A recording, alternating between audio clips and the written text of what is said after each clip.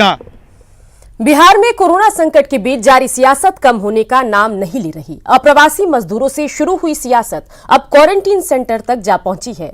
विपक्षी राजद कांग्रेस ने अब क्वारंटीन सेंटर के नाम पर बड़े घोटाले का आरोप लगाया, लेकिन सरकार इन आरोपों को बेतुका बता रही है।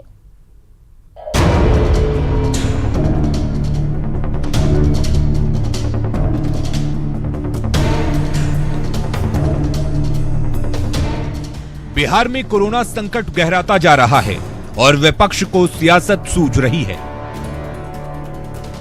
नेता प्रतिपक्ष तेजस्वी यादव ने ट्वीट कर बिहार के क्वारंटीन सेंटर में बड़े पैमाने पर घोटाले का आरोप लगाया है।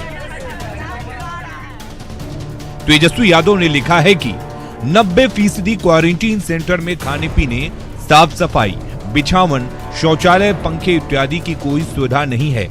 स्थानीय अधिकारियों द्वारा अप्रत्यक्ष रूप से मजदूरों को मजबूर किया जाता है कि वो वहां से भाग जाएं। सरकार के ऐसे पशुवत व्यवहार से तंग होकर अप्रवासी श्रमिक वहां से भाग भी रहे हैं।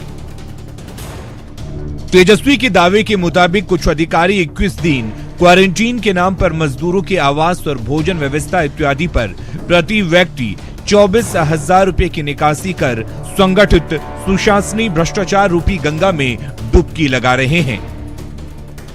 तेजस्वी के आरोपों के बाद अब आरजेडी कांग्रेस के नेता घोटाले की जांच की मांग कर रहे हैं।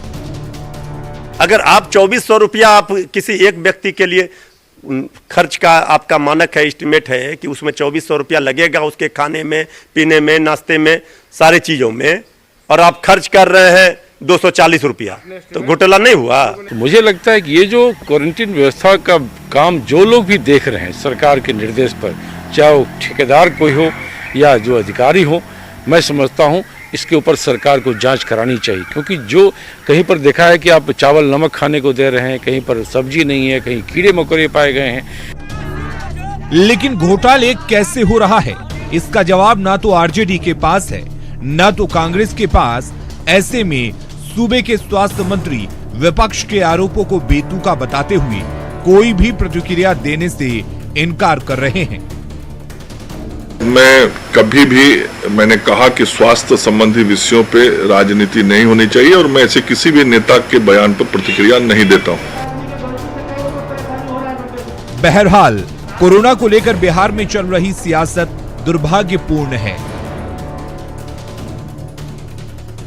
सत्ता पक्ष अप्रवासी मजदूरों के मामले में विपक्ष की प्रेशर पॉलिटिक्स को राज्य के लिए घातक बताते हुए राजनीति से बाहर आने की सलाह दे रहा है।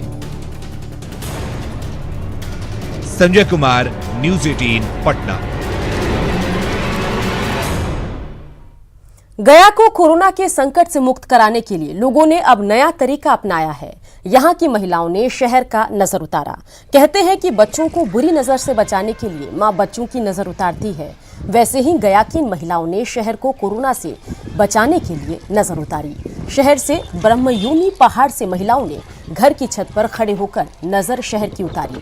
वहीं दूसरी ओर कोरोना से निजात के लिए महाबोधि मंदिर में बौद्ध भिक्षुओं के द्वारा लगातार पूजा और प्रार्थना की जा रही है। अपने घर का, अपने परिवार का नज़र उतार सकते हैं तो हम अपने शहर का, अपने देश का नज़र क्यों नहीं उतार सकते हैं? यही सोचकर हमने अपने शहर का नज़र उतारा है। कोविड-19 जो पेंडेमिक जो हो रहा है, ये सब जल्दी से ख़त्म होना चाहिए।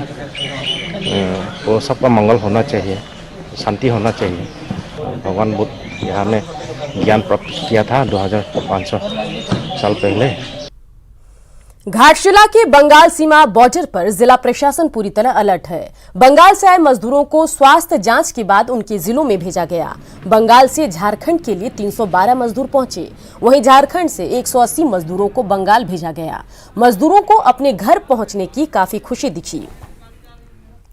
पश्चिम बंगाल के बॉर्डर, चिचड़ा बॉर्डर पर यहाँ पश्चिम बंगाल से कुल 6 बसों में लगभग 263 लोग यहाँ आए हैं और जो भी लोग आए हैं वो विभिन्न ज़िलों के हैं।